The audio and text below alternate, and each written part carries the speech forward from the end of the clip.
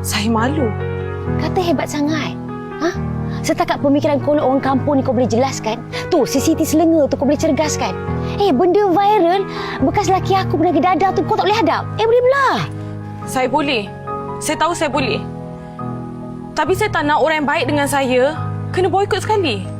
Cinta, ni aku nak cakap dengan kau Aku ni orang kampung Tapi aku tak pernah ajar pemikiran aku kolot macam orang kampung. Aku hari-hari makan ikan cicak budu sekali pun nak kena bahagia tau. Politik antarabangsa, politik negara, semua aku tahulah. Aku percaya kuasa boikot memang kuat. Tapi bukan kerana gosip, prinsip. Kau pernah dengar janji Allah? Bila yang hak datang, yang batil pergi. Sekarang ni, engkau percaya orang ke kau percaya Allah? Ha? Siti, saya datang nak minta maaf dengan awak. Maaf. Tiada maaf untuk orang macam awak. Orang macam awak ni tak layak untuk dimaafkan. Sampai hati awak cakap macam ni kan?